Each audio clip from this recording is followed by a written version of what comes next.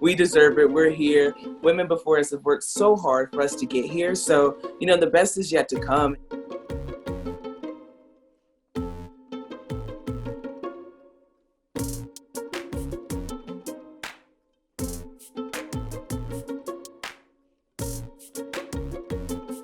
So how excited are you two for the WNBA coming back, and what does this league mean to you? Oh goodness, I am super excited for the league to come back because I have been bored and struggling this whole quarantine. So I definitely missed my job. There's just so many different dimensions of our league, and there's so much hidden gems in sports that I'm just so happy to tap back into it, because I think us as professional athletes, we have such a platform that we don't even know how big the platform is until we get out there and we play and we see how many people watch us play, how many people we connect to.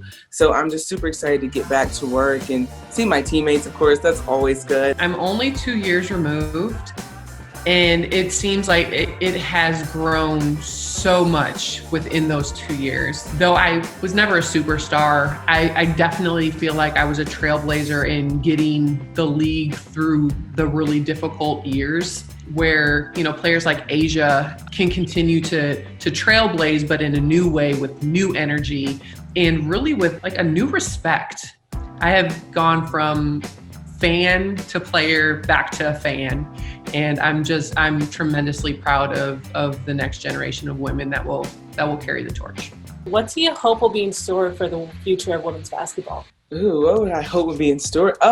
A lot of just greatness. As a young girl, I didn't have a WNBA team around me like that I could just go to and watch. But now it's like we're on Twitter, we're on CBS. We have all these different outlets that we're channeling to connect with different people. So I know the future is so bright for us. There's always trolls. There's always people that just hate us because we're women and we're good at what we do.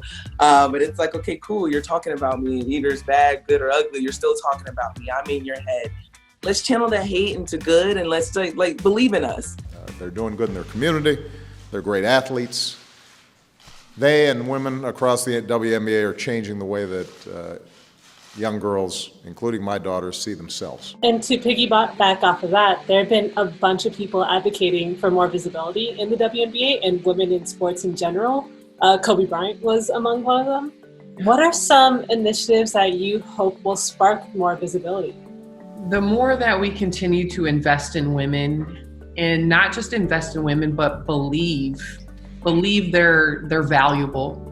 And I will say that transcends basketball. We consistently fought, against, sexism and feminism and, LGBTQ situations. Like it's time for us to put all the isms aside and lift women athletes up and find value in everything that they bring to not just basketball, but sport, to the world, because we are more than athletes, and what we do on the court is amazing, and it unites us. Sex doesn't take away from what we're capable of doing. I think people tend to forget how young the WNBA really is, and we're still finding our way. We're still being molded into something big.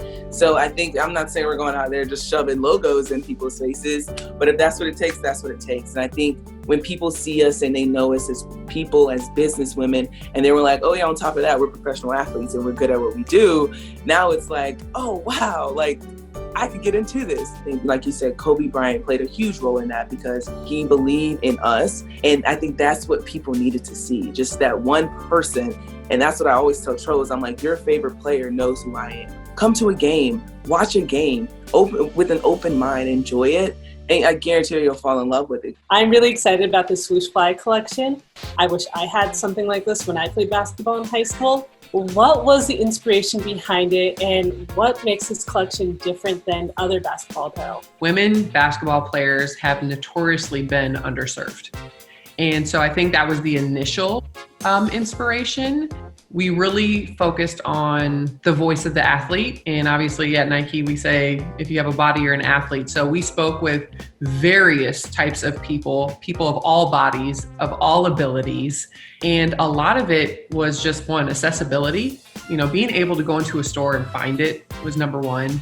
We want to be able to fit it. Like, it needs to fit our bodies. You know, we got curves and we got booty, we got thighs, and it should be celebrated. It shouldn't be something that women feel uncomfortable or have to think about when they're playing a sport. Like, how demoralizing is it, or how does it crush someone's confidence when they're constantly tugging or pulling?